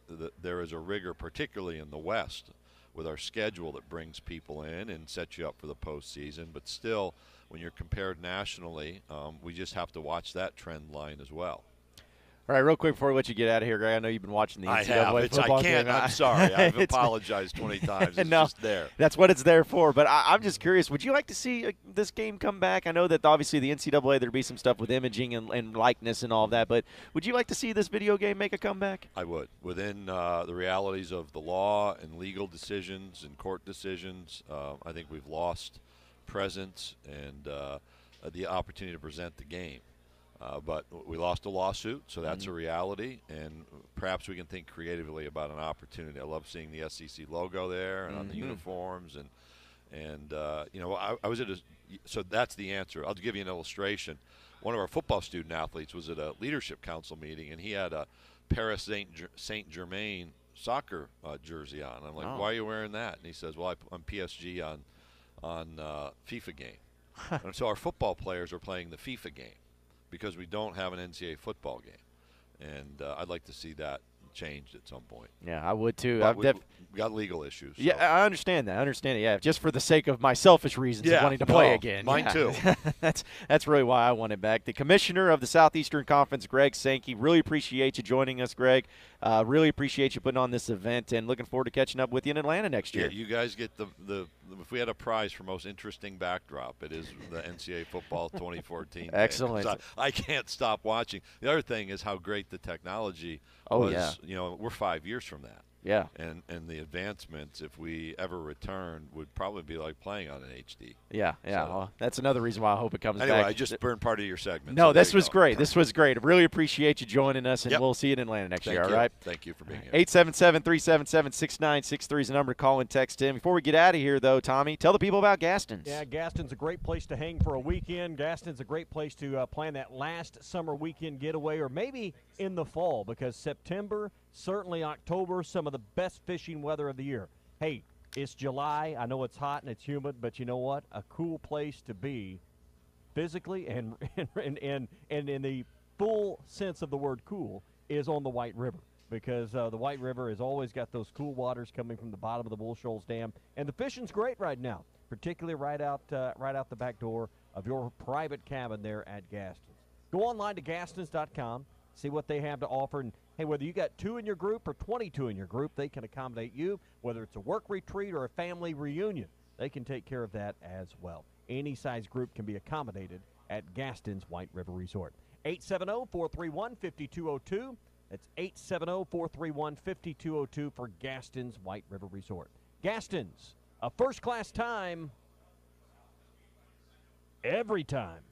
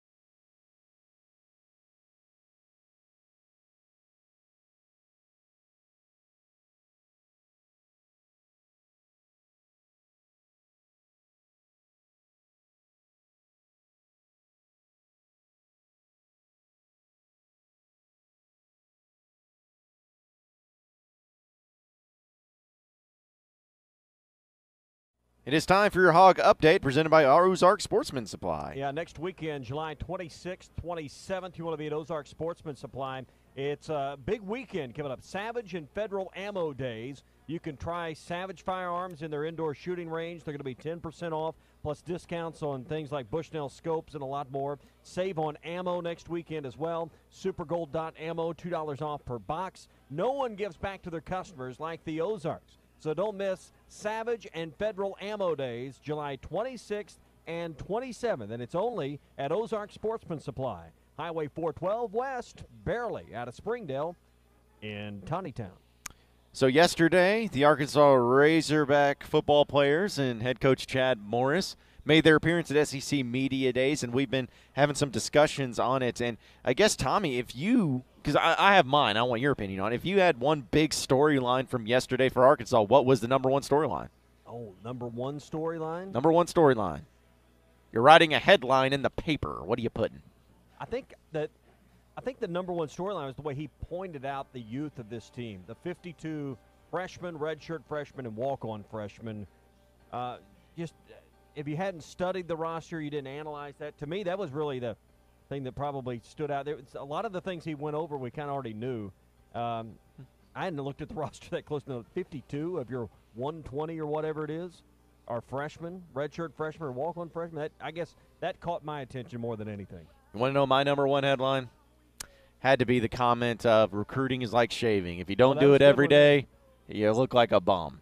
You got to continue recruiting. It's like shaving. If you don't do it every day, you look like a bum. Boom. That's a good one right there. I'm just going to go ahead and throw it out, even though it's not true at all, but I figure I'd throw it out. That's a shot at Brett Bielema, because remember when Brett Bielema stopped shaving? Twitter took to that immediately with pictures of Bielema and that comment linked together. It was almost just perfectly timed on that situation. So more of the Morning Rush live from SEC Media Days coming up in 2 minutes.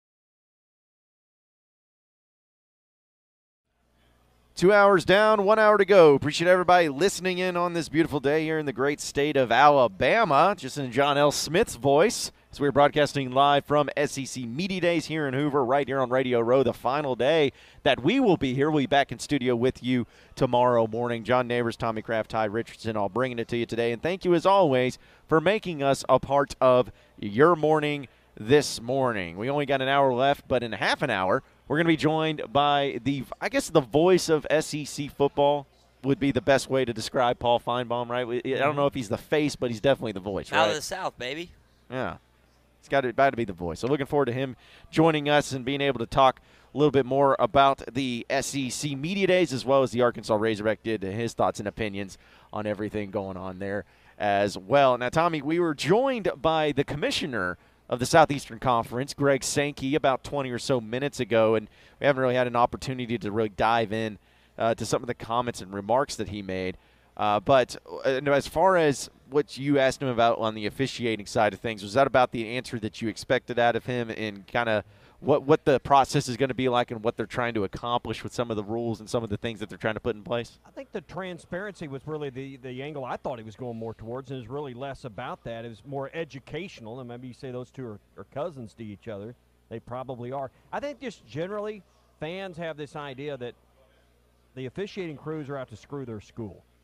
Even Alabama fans think that. And the only agenda officials have is getting calls right. And I think the more we can educate as an officiating community and from the top with someone that's oversees it as the commissioner of the league, the more people will understand, A, mistakes are going to happen, and B, sometimes your team makes a mistake, you know. Mm-hmm. And I just think the more people try to think about it in a non-competitive way, maybe you can lower the rhetoric a little bit. Yeah, because that's what I think it came down to, is just trying to communicate better with those people that were, going to social media and all of that and just having a field day with it. I think that was a big part of it as well. We do have someone on the phone line. Is that right, Tommy? Rod on I-40. Rod on I-40. What's going on, Rod? Yeah, good morning, guys. Officials never screwed my school at Florida. But, everybody's talking about the quarterback controversy, and, Ben Hicks might be fine.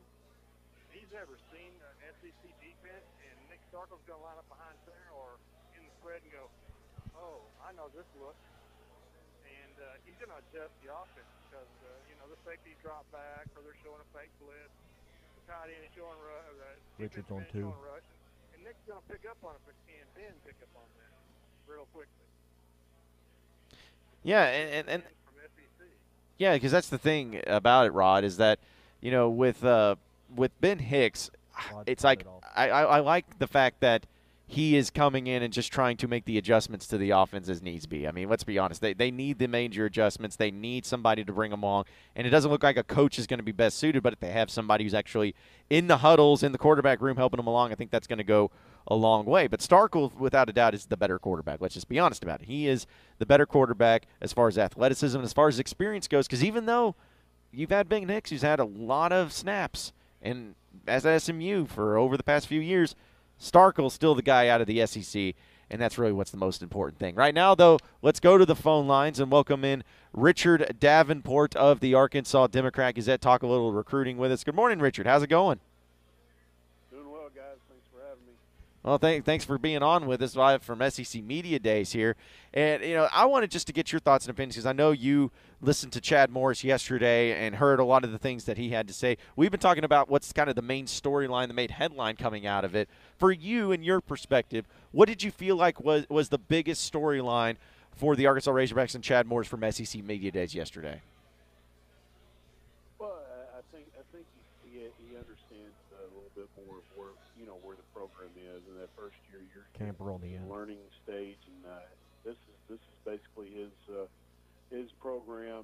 Obviously, it's a very youthful squad, but at the same time, with the turnover in the roster and the addition to the roster of the two classes that the staff's brought in, I think that they just feel more comfortable about the program and the direction it's going, in addition to more speed on the field, and also just I think they're more optimistic about the locker room. And I think that's a big part of it too. The locker room was good last year. There's a lot of distraction. From what I understand, it's not that way now. And basically, they're getting their guys, and that's when I think you start to see a little bit of a momentum of a program going forward. And obviously, I don't think that they're there yet, but you'd see some progress and hopefully go towards year 3 and 4. You should see quite a bit more progress. And to further your point and what he was saying yesterday, he pointed out 52 freshmen, redshirt freshmen, and freshman walk-ons to go with 28 sophomores, just 16 seniors. That's a pretty giant cultural shift. Certainly a roster shift, probably aimed at changing this culture quicker this way by just changing out a lot of the roster. 52 freshmen on this team is a pretty high number. Yeah, it is, and I think you also the number of sophomores. So obviously, most of the squad is made up of underclassmen, and I think you're going to see some growing pains. I think you're going to see some progress this year, but you're going to see some growing pains too. Usually, year 3 and 4 is when you really see the biggest improvement. We saw that with Coach Bielema, Coach Petrino going to the Sugar Bowl. Not saying Arkansas is going to repeat that, but that's usually when you make a big jump. And I think 5 and 6 this year would be a good attainable goal. Anything less, I think, would be disappointing. And you got to show the fan base and the recruits that you're making progress. I think 5 and 6 or even better would obviously do that. Speaking Richard Davenport of the Arkansas Democrat-Gazette right now on the Morning Rush, broadcasting live from SEC Media Days in Hoover, Alabama. Richard, the quarterback, of course, is always going to be the topic of conversation, but some of the things that Chad Morris said yesterday about Ben Hicks and both him and Nick Starkel was just how much better the quarterback room is. There's a new energy there, and it certainly seems that they have upgraded at that position. First off, what do you think of the role of Ben Hicks, and what is he going to play? Is he going to be a guy that you think can start the entire season? Or do you feel like Nick Starkel is going to come in and he's going to eventually take over at that spot? Because let's be honest, Richard, having that SEC experience is going to go a long way, especially when you play some of these big-time opponents. No, I thought you hit it well, right before you brought me on. I think with Hicks, you got a guy that understands the system, gives you some experience. And both of these guys, from what I understand and talking to people, both of them have very good leadership capabilities. The team has embraced both of them, but at the same time, I think when you talk about SEC, play and some of the things that Starkel did, I think that obviously you look at him and you think that he's been there, done that in the SEC. Where he did it in a lesser conference, but not on the SEC level. So I think it's a good problem to have, 2 quality quarterbacks and one that you probably feel like that he has a better upside, and he's a little bit more proven in the SEC level. So I do know that what Coach Morris said was very true in the thinking of the players too about Starkel. His way he can sling it has really impressed his teammates, and I think going forward that at some point I think he's going to be the starting quarterback. Wouldn't surprise me at all to see Hicks start off first 2 games or something like that. But I think you're going to see both of them in the first game at least. You've heard not just Chad Morris, but Greg Sankey, the commissioner, and the other coaches to this point around the league talk about the transfer portal, grad transfers, all of the transfers in college football. What do you think kind of the consensus is amongst league coaches right now? I thought there was an interesting point made yesterday about the fact that there's more people on the transfer portal than there are scholarships available. So these are all things that coaches need to educate players about. And I thought the comments this week from various coaches, including Chad Morris yesterday, about the transfer portal have been very interesting. What was your take on his comments and other league coaches? Well, it's the same thing in basketball. There's plenty of guys going into the portal, but not finding a place to go. I think you have to really educate yourself, and like you said, the coaches have to try to talk to these kids. But hey, when let's face it, when you're 18, 19, 20 years old, you don't make the best informed decisions. A lot of times you're making emotional decisions, and you're mad at the coaches for not playing you and you think you can go somewhere else. That's not necessarily the truth. But I agree with Coach Morris. It's a database that you can't ignore as far as talent. And some of the kids that are in the portal, you can't ignore, and they may be able to help you in certain areas that maybe you're a little weak. So, and also agree with Coach Saban. I think there's a lot of inconsistency as far as some of the waivers that they give these kids, and I think they're probably going to have to clamp down on that, both in basketball and football. Richard, piggybacking off of transfers and all that, the thing that I've always thought was funny, for the longest time it seemed like, whether it's football or basketball, transfers were almost looked down upon. If a coach really went after a lot of transfers or JUCO players or whatever, it was viewed as a bad thing in a lot of cases if it was done too much. Now it seems like, in a lot of cases, especially in basketball, that going through the transfer portal can help your team out and may even be a better route than going in the recruiting game and trying to get kids out of high school.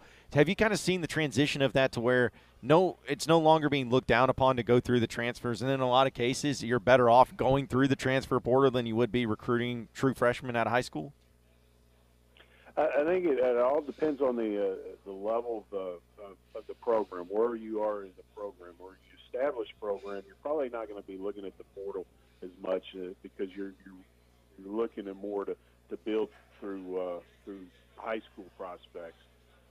The advantages of the portal obviously is a lot of these kids have experience playing on the Division I level, and I think you're probably going to see less junior college guys just because of that.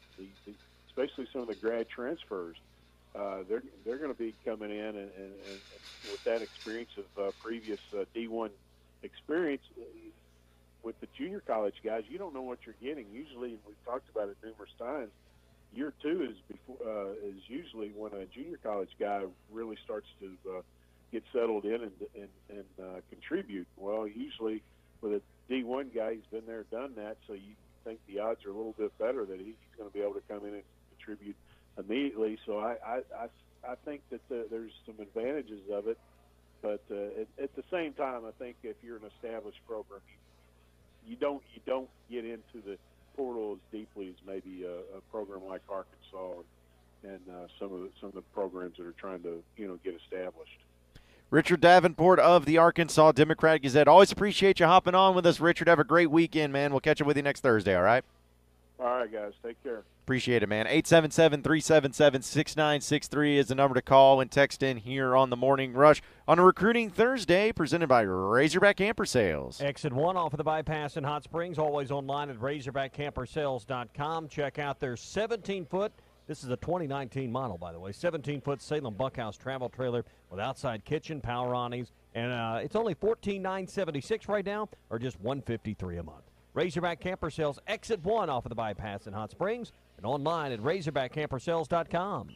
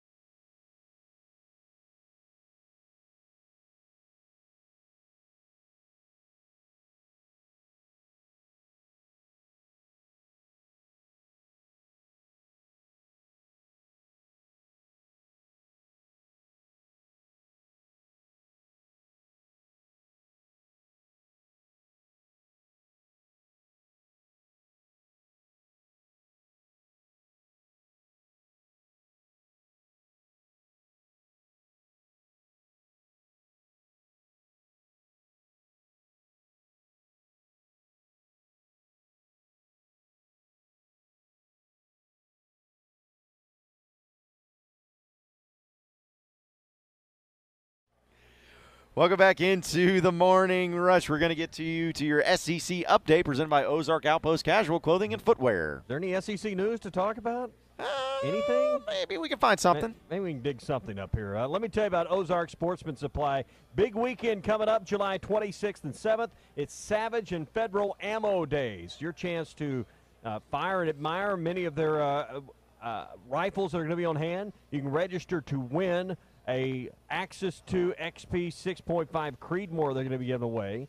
All you got to do is show up to do that. You can try things like the Savage 110 Scout. You can do that for free in the indoor shooting range. Save money on their ammo. Speargold.ammo, $2 off a box. They're going to have scopes on sale, Bushnell rifle scopes, up to $125 off. And, oh, by the way, all the Savage firearms are going to be 10% off next weekend as well. It's July 26th and 27th.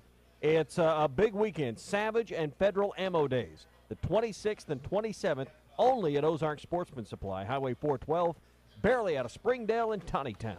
So for your SEC update, the teams that are be going today in the final day of SEC Media Days, Vanderbilt, Kentucky, and Auburn. Nothing against Vanderbilt and Kentucky, but I feel like Auburn's really the only team that the vast majority is going to be interested in, especially from Arkansas fans. I know that Kentucky is a team that's on Arkansas' schedule, but, Tommy, I feel like Gus Malzahn and the dynamic and the situation that he finds himself there in Auburn is really fascinating because every single year, almost like clockwork, every single time, it seems like he's on the hot seat once again, and people are going to be curious to see what this season plays out because, I think I'm trying to remember who we had on the show earlier this week when they were talking about it, but it's like Auburn, you never know. They could be a 9-3, 10-2 team, or they could be a 6-6 team. It's a crapshoot every year. The most dangerous, more dangerous than a venomous snake is a coach in the SEC West with their back to the wall.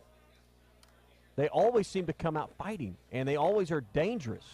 So would not surprise me at all for Auburn to have a better-than-expected year, just knowing, and they got a great defensive line coming back, just knowing, I won't say everything's on the line for Malzahn. It's not a definite if he gets fired, but he's got to do just enough to keep his job.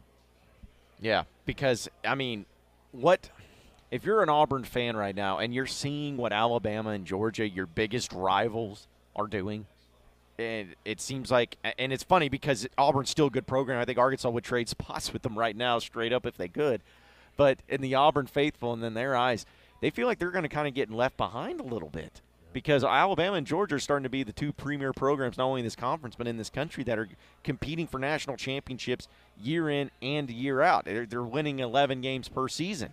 And Auburn's starting to feel like, man, if we get left behind here, we could find ourselves in a bad way for the next decade or so because our two biggest rivals and the two teams we recruit the most against are going to be kicking our tail in the recruiting game and on the game on the field. But you wanted to give him $49 million to keep him from going to Arkansas. Yep.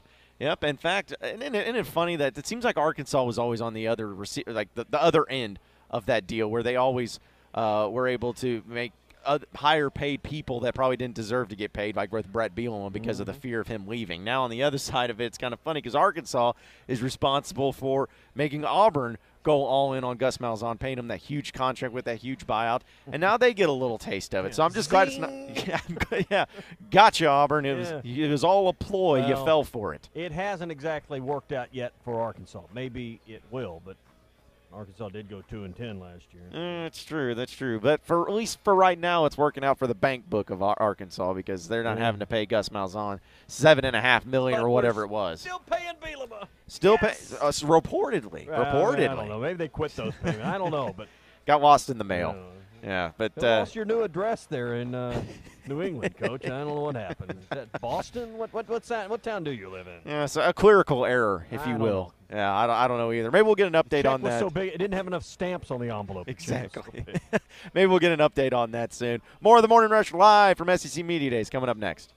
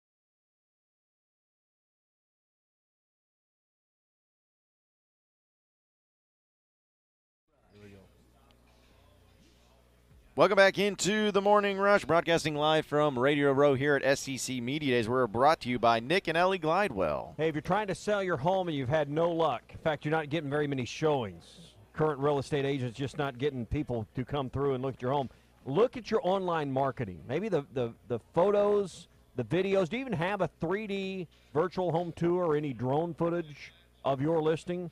If you don't have any of those things, that's probably part of the reason why you're not getting the showings, because people aren't interested in your home. They're looking at Nick and Ellie Glidewell's listings that have 3D virtual home tours, great photography, drone videos, and great ways to market your home to get top dollar. So that's the way to go. Nick and Ellie Glidewell. Find them online, nickandellie.com. If people aren't finding those kind of presentations of your home, they're probably not going to be very interested. Nick and Ellie get that, and they can make all of that happen for you. Find them on Facebook, find them on Instagram, social media, right here on the radio, and lots of other places, and online to get your listing going with nickandellie.com. That's nickandellie.com. On the other side of the break, we're going to be joined by the voice of SEC football, maybe just be SEC in general, Paul Feinbaum. And I'll be curious to ask him about the comments that we had from Greg's football game. Maybe that's where our spar will happen. It's been your goal the whole week. That's right. Hey, are you missing Fox and NBC on your TV plan? Do you have AT&T or you got DirecTV and you're not getting Fox or NBC right now, and you're tired of paying for channels you're not getting? Are you just fed up with all this? Make the move to Dish right now. Lock in your price for 2 years, and if you're one of these customers that's been affected by not having your local channels on your current plan, World of Wireless can double the cash offer right now, up to $200 in a Visa gift card when you make the move to Dish right now. But that's exclusive to World of Wireless, and you got to do it before this deal is resolved between Nexstar and AT&T, all right? 877-305-DISH. Get $200 right now when you sign up and make the move to Dish. 877-305-DISH for WOW World of Wireless. Paul Feinbaum joins us next on the Morning Rush.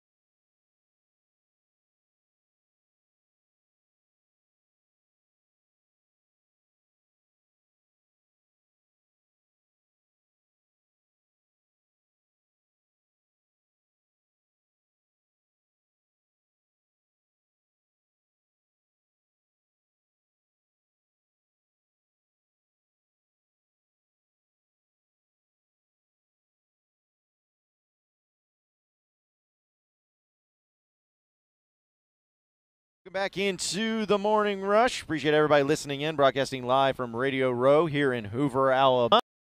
having some fun with it, and we're going to continue to have some fun as we welcome in the voice of SEC football, SEC Network, host of the Feinbaum Show, which we play on many of our stations at night from 6 to 10 on ESPN Arkansas. Paul, really appreciate you joining us. How you doing this morning? It is my pleasure, guys. Good morning, and hello, Arkansas. Yeah, then they're I'm trying to – I won't say they're excited about the football season. They're cautiously optimistic, I would say, because of anytime you go 2-10, it's really hard to find any sort of positivity. But we'll start right there with the Arkansas Razorbacks. Year 2 of Chad Morris. You heard it from him yesterday. What do you make of the current situation that he finds himself in, and then the possible improvement that he could have heading into 2019? Well, I mean, it's cliche to say it can't get any worse, but it can't. I think he's done the right things. He inherited a mess. He has been able to recruit well. He's got a couple of quarterbacks that matter, and I think more than anything, he's kept the faith. I was in Arkansas last year for the LSU weekend, and even though it was 17 degrees on Saturday morning when we showed up, fans were there. They were enthusiastic. They felt like they had a shot to win that game, and they played well. And that's what you want. I grew up in Memphis, so I know about Arkansas football. And you can't find a state where there is more passion and desire to see the program be successful than the state of Arkansas. And I think as a result of that, he has a really good chance. And he's a personable, charismatic coach. He's a motivator. He's a good salesman too. And I can't guarantee you that Arkansas will win 6 games and go to a bowl game, but I think the program is at least heading in the right direction after a peculiar 5-year run of Brett Bielema. Well, and one of the things that happens with Arkansas is that fans are looking towards the recruiting of Chad Morris, and he's done a pretty good job, at least in his first full year that he's done it. Is it as simple just to say that he has to recruit his way out of it, or are there some more things that he's going to have to really make sure that gets done in order to get out of this hole? Well, I mean, you definitely have to have players, but you also have to develop players. I've seen a lot of schools over the years that recruit really well. They recruit to the lists, and then they don't do anything with the players. And that's one thing you have to remember about. So Georgia was #1 recruiting a couple years ago, but they've already lost 2 5-star quarterbacks. So that factors into it. You don't have to have 8 5-stars in your class, but you do need some difference makers, and Arkansas has to figure out a way to get those. And I know he has a good foothold in Texas, which is good. It's important. It's a critical state. But now to be successful, you just have to recruit everywhere. Quarterback position is obviously very important. What do you make of the addition of Nick Starkel, and how could that benefit his experience from Texas A&M coming to Arkansas? It could be very beneficial. He's a superb player. He's got experience in the league, and why wasn't it successful at A&M? Who knows why? There's always a story when a quarterback doesn't work out. But I saw him in a lot of games, and he looked good. So I think that's a really good addition, and obviously everyone knows in the other position coming from SMU, they're in good shape, knowing Coach Morris's system. I want to ask you also about SEC Media Days in general. I feel like hasn't been a lot of drama this time around. There hasn't been those big storylines that we've had in previous years. You've been doing this a long time. Do you get that same vibe that there just hasn't been the same storyline? I think this is a trend, yes. And when you chisel it all down, this is a show, but there are 14 coaches who come here, and they all have the same desire not to make any news. And usually Nick Saban will make news regardless because there are so many eyes on him. But for Chad Morris, there's no advantage for him to come in here and say, hey, I'm going to win 10 games. I've seen coaches do that. Joe Moorhead came here last year and talked about we're competing for championships. And nobody believed him. Yeah. So you have to be realistic, and there are a couple of different audiences. If you're Chad Morris, you come here, your most important audience is in your home state. You want to make sure that you take care of them. Your players are watching. And then you try to, you're on a national stage, and you just try to present a good image. He did. Beyond that, by the time you get here, You've already been on a tour. We were in Destin 6 weeks ago and interviewed every coach. I mean, there's only so much you can say. So I understand the question, but it won't get any better next year either. All right, real quick before I let you get ahead, I've just always wondered about this conference. Always seemed like they're trying to catch up. Besides the SEC, catch up to the SEC. ACC looked like they were close for a second, ended up folding. Didn't really get to that point. Why is it struggling for other conferences, especially in the Power 5, to catch up to the SEC? Well, it really comes down to players. I mean, between Georgia and Alabama alone, I think they had as many 5-stars as I think every other conference put together. Yeah. So it's hard, and there's just passion down here. Listen, I live in the ACC, and I hear these fans try to convince me of how good their league is. 2 years ago, it was pretty good, but it's laughable now. And so it doesn't surprise me. Now, that doesn't mean you're not going to win the championship every year, but the SEC needs to be in the championship or the playoff every year, and it has. Paul Feinbaum, the host of the Paul Feinbaum Show, SEC Network. You can also hear him on ESPN 96.3 and ESPN 104.3 here in the state of Arkansas. Appreciate you joining us, Paul. Enjoy the rest of Media Days. A pleasure, guys. Thank you All very right, much. Appreciate it. 877-377-6963 is the number to call in. We're going to react to some of the comments made by Paul Feinbaum here on the Morning Rush, a Recruiting Thursday presented by Razorback Camper Sales. Yeah, exit 1 off of the bypass in Hot Springs, always online at RazorbackCamperSales.com. Check out the 2019 17-foot Salem bunkhouse. Everything you need, including outside kitchen, power awnings. It's only $153 a month or $14,976. Find it at Razorback Camper Sales in Hot Springs. So, Tommy, I want to dive into some of the things that Paul Feinbaum had to say, especially dealing with Arkansas, is that when asked about Chad Morris and the situation he finds himself in, I think he understands that he's having to climb out of a very deep hole, but he feels, I wouldn't say he's just over the top optimistic, but he feels like that Chad Morris is doing some of the right things to try to get out of it and can accomplish it at a place like Arkansas, because as Feinbaum mentioned, he's a guy that knows Arkansas football very well. He knows the fan base. He knows their passion. He knows what they're capable of.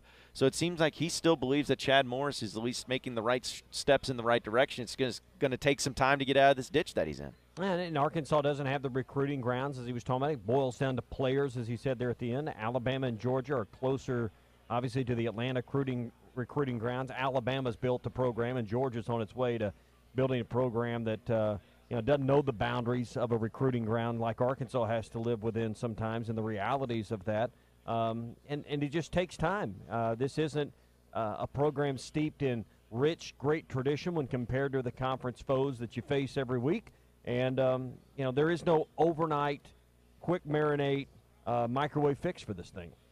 No, there's not. And I think that most people can understand that. And I thought it was interesting, too, when Paul Feinbaum was talking about the offensive style of Chad Morris and how getting into the state of Texas, of course, is important, and the way he's recruiting is important. But also he the previous 5 years under Brett Bielema, just how detrimental that is. That would have been for any coach. Because I honestly don't believe, Tommy, and I know I think we've had this discussion before, but I honestly don't believe many coaches, if any coaches, could have come in after the disaster that was left behind by Brett Bielema. I'm not saying they could have done better than 2 wins, but they definitely could not have turned this into a great team and just a simple snap of the fingers, and they end up being bowl-eligible team last year. I just don't think any coach was. Bielema was on his way, and then that Missouri game and Virginia Tech game kind of set the trend back. He had won one or both of those games. You wonder how the outcome might have been different on the upward trend. Somewhere along the way, though, linemen quit coming to Arkansas, and that's when you had a letdown in recruiting on the offensive line. Sam Pittman left. You weren't able to replace your defensive line and offensive line coaches with great second hires there, and that was really the undoing. Here's the challenge for Chad Morris. Don't follow a similar path. Now, you may not have a Sam Pittman on your staff, and you may not have that initial coaching staff that Brett Bielema had here, which was an all-star assistant coaching staff at one time. But what you can do is keep this group together, continue to develop players, because Arkansas is the kind of school, as Paul was talking about, you got to develop players. And we were talking about this earlier in the show. You got to recruit better ones, but you got to do a better job than the rest of the guys developing, because Arkansas is not going to get its unfair share of 5 stars. just not going to happen. Probably not going to get the share of 4 stars you need here. So you better make 3 stars into 4 stars somehow once they get here. Yeah, because it needs to come down to essentially having a combination of that once-in-a-generation or once-every-decade type of talent coming from the state of Arkansas that decides to be a Razorback, mixed in with some other guys that had some really good development. Because if you look at the best seasons Arkansas has had, it was always when those things happened. When you had Darren McFadden, of course Darren McFadden was one of those once-in-a-generation type of players, but what you had alongside him was huge as well. Felix Jones and Peyton Hillis, they were highly recruited coming out of college, but they were perfectly fit for what Arkansas was trying to do. You had some offensive linemen. You had a Marcus Monk. You had guys on the defensive side of the ball, like Jamal Anderson, who started as a wide receiver when he first got to Arkansas. You need some of those guys that can develop and can make the difference just in the day in and day out thing, where you don't have to have a bunch of 5 stars. You just got to have maybe a couple of big-time 5-star players mixed in with some great players that you develop and experienced guys. And that seems to be the recipe for success for Arkansas football. Yeah, and, we'll see if Chad Morris can stack these classes. A great 19 class by standards in Arkansas. Can you make 20 turn out to be something similar, a near top 25 class? Can you do that in 21 again? Because, recruiting, again, is the seed that grows the crop of wins. So. Absolutely, and time will tell. We got to take a final commercial break on the Morning Rush here live from SEC Media Days here in Hoover, in Alabama. And we are brought to you by Burton Pools and Spas. Yeah, time to get $5,000 off your next in-ground pool, and you can do it right now at Burton Pools and Spas. $5,000 off fiberglass in-stock in-ground pools. All right, so if you want an in-ground pool and you want it this summer, they can start the process today and save you $5,000 off in the month of July, but you got to hurry. It's good in Fort Smith and in Springdale, 6121 Zero Street in Fort Smith, and just off the I-49 412 exit in Springdale to find these kind of savings at Burton Pools and Spas. Up to $5,000 off fiberglass in-stock in-ground pools at Burton Pools and Spas, your source for backyard fun.